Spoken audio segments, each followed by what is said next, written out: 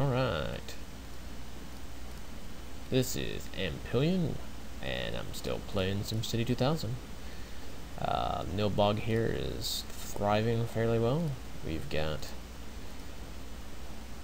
not much new since the year 2055, but we did hit Metropolis status, and once you hit about 60,000 people, you'll get the option to have a military base installed in your zone.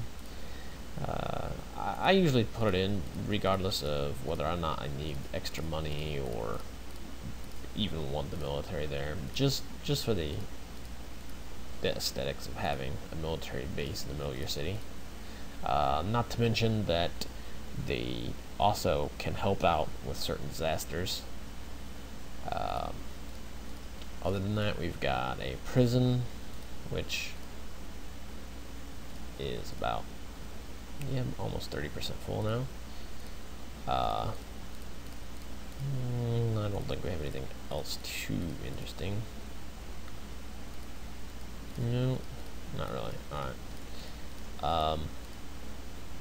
Our wall of hydroelectric dams that are still up and going. At some point, once I get some cash, I will probably put a fusion plant up here on top of this hill, along with one of the arcologies once I unlock those, and I'll show you all the different things that we've picked up since since the 1950s video. Let's take a quick look at the budget. Once you start getting upwards of $3,000 a year, the game kind of loses a lot of its challenge. You've pretty much balanced everything out to this point, and the only thing you have to really watch out for is making sure you put plenty of police stations, schools, and keep your water supply in check. Once you do that, the game is pretty much just building. I mean, you're literally just spending the money you pick up, putting in whatever you feel like putting in, and moving on from there.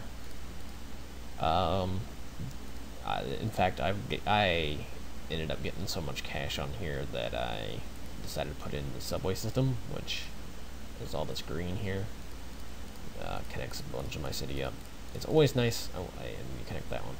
It's always nice to have some mass transit. That way, you can keep traffic off your roads. You can try to fit highways and such in, but I tend to think that it can really mess with your ability to maximize your land value in space. Let's see. Ooh, I need to. No, it's all hooked up. Alright. The one major malfunction I've been having is that since around 2000 or so, the game has decided to stop telling me about water shortages. So I pretty much only find out by just so happen to be clicking on the underground view button. Generally, all this requires me to do is build up some more pumps or put some more treatment centers into the system, but I'll mess with that later. That's something you guys really don't need to watch. It's boring enough just sitting here clicking on stuff and looking around Nilbog that we're going to cover the more important things. Anyway, I'll get disasters here in the next video too. In fact, once I get Nilbog up and going and put all the cool little arcology units in, then we'll come back and we'll try all the disasters out and see what happens. What was I gonna do? Something. The thing. The budget? No, I did that. Oh yeah, duh. Alright. The power plants that we have now are much more varied than when we started with. around the 1950s or so, 60s, we picked up the nuclear plant. Then wind power and solar power came along.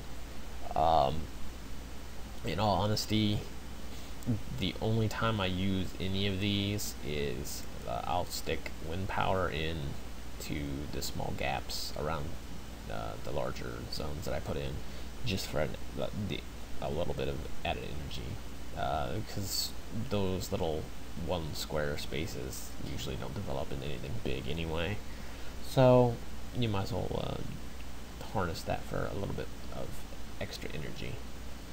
Unless it's near water, then I will use that for water pumps. Then what else we got? The microwave and the fusion are the future, the more, I want to say 2030, 20 somewhere, 2030 I think, somewhere around in there you get the microwave. The fusion you get after 2055. Past that, the only technologies you get are arcologies, and I can't really show you those until we hit the 160,000 person mark.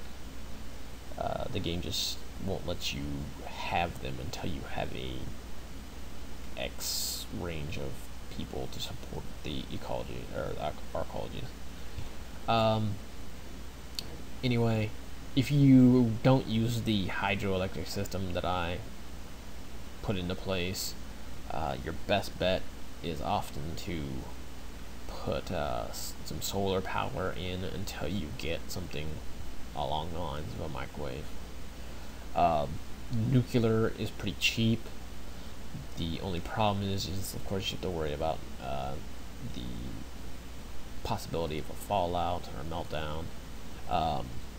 Also, some people will protest the fact that you have nuclear power when it's quote unquote dangerous. So other than that, your best bet is utilizing a bunch of these. If you have water in your zone, use that, and then once you get rolling in cash, sticking a fusion or two in will power your entire city for quite some time.